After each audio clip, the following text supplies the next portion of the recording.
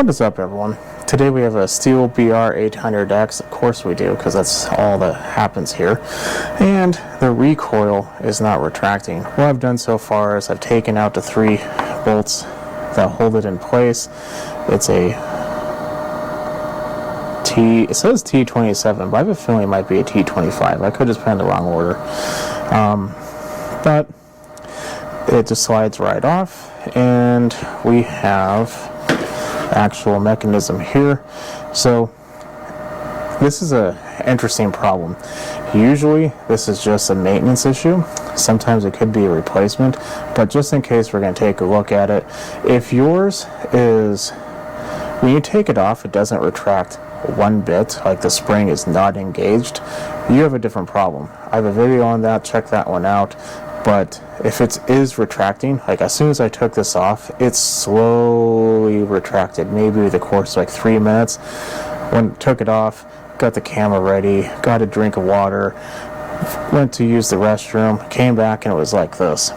So we don't really have a problem with the spring, we just have a maintenance issue. Let me go ahead and get started. Now theoretically, you could just try to I'm going to need a screwdriver. You could try to just put oil on this, and it probably would work for the time being, but I'm not really wanting to do that. I'm wanting to technically fix the problem. Oil, however, probably will be used. So this is important to kind of know how it comes off.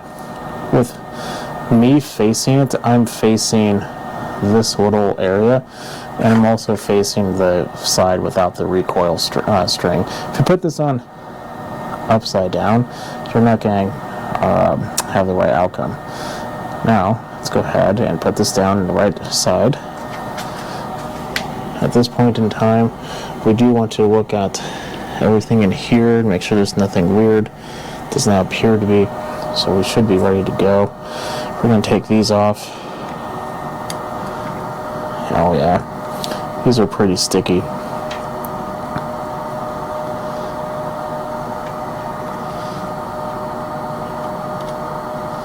Take this washer off.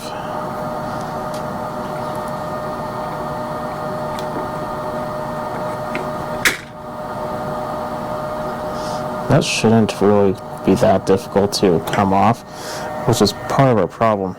This whole shaft is really dirty. My hands were cleaner, you probably could tell, but it's really dirty.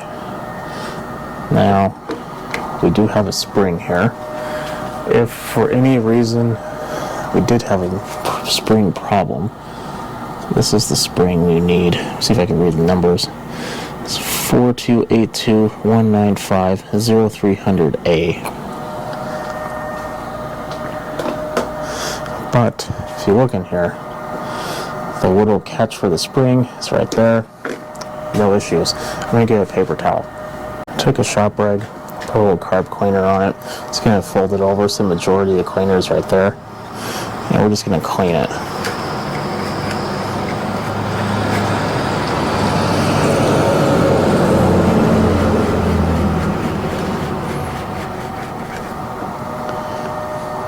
Yeah, it wasn't the cleanest thing in the world. Now,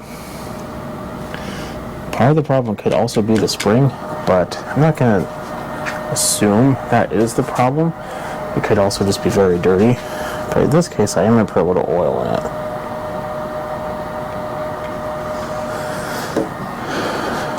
Now, I'm going to take a little time. I'm going to do the same thing with the shop rag. I'm going to clean up this center, the surface, pretty much everything here. In addition to that, if you are wanting or needing to replace this line, it'd be a good idea to inspect it. When I see this start to happening, this is on the road to problems. This is used professionally, and professionals, when they don't have a machine for a day, that's a loss of a day unless they have a backup. So if you don't want to have a loss of a day, or don't feel like fixing it if you're doing your lawn on a Sunday afternoon, replace this now. So I'm going to go ahead and get that replaced. I'm just going to cut off the end right here, real close to the knot so I could get generally the same length. Same thing with the handle. And then I'll take the length of the rope and find the correct diameter of rope to install, and then cut a new one, tie it up. No issue, there's no winding, there's no nothing that we have to take care of. We're just going to replace the rope right now. New line is installed. I also took a torch and kind of torched the end of it. This is the line that I used, Oregon number 4. That's exactly how you say it too, Oregon, not Oregon. And yes, I know I say Husqvarna weird, it should be Husqvarna, but I'm right and you're wrong. Anyway, right here is a little opening that needs to fit over the end of that spring. So we are going to push it on so it engages, and it does. Now at this point you are going to want to try and tighten it up. Now you could twist it right now a few times like so.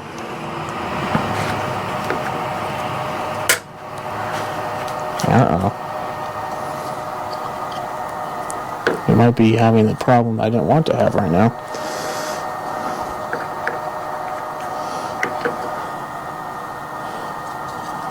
It could also be the fact that it was not attached correctly. Let's go ahead and just put all this back together.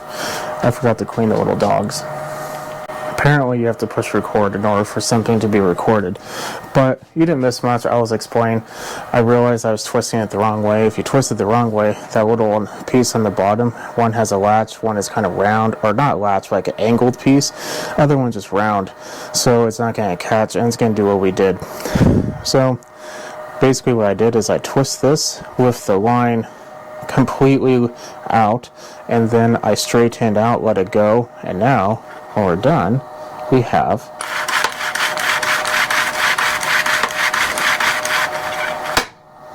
everything's nice and secure. What I mean by twist, I held it and I twisted the body. Twisted about 6 or 7 times. Don't want to do too much, otherwise you can damage that spring. And then when all the pull rope is sitting out here and not actually in this, you pull it all the way through, so all the slack is right on the other side, on the outside. Then you straighten it out, and when you slowly let it go, it should retract. Now, if that doesn't work, you can put a little bit of oil in there. I like to use like WD-40, something that's a little thinner, and that's it. So now we have everything good to go. Like I said, if you are having a problem where it's not just retracting slowly, but just not retracting whatsoever, that is not this problem. Just want to make sure that's clear again. But at this point, we're good to go. What are some common pitfalls? Pretty much the only common pitfall is putting this little spring, I don't know what that would even be called. Let's just, for lack of a better word, retainer on there backwards, and it doesn't work right. It's the biggest downfall. If it does this thing, just flip it right around. To put it on, just exactly the opposite how you took it off. But here you go. If you are replacing the pull rope, then you're going to want to make sure that you don't put too much. Too much, this will actually start to go over the edge of this little white piece, and it will start to fall off. And once it falls off, your machine is going to start having a tail. And unless you are really into that look, I would recommend that you don't do that, and just use the length of pull rope that came with the machine, because that is what it was meant to have. Anything more, it's going to be too much. Anything less, you're going to be pulling on it, you're going to come to a real abrupt stop, and the likelihood of you breaking something, hopefully just the knot on the pull rope, could be other things though, it's pretty likely, because a lot of people, including myself, when we pull on these, we are expecting there to be a decent amount of compression, and if we're prepared for that, you're going to be pulling on it kind of hard. I'm going to go ahead and leave you at that. Go ahead and have a good rest of your day. Don't forget to subscribe. Follow me on Instagram at SmallEngine101. If you have any questions, feel free to leave them in the comments below.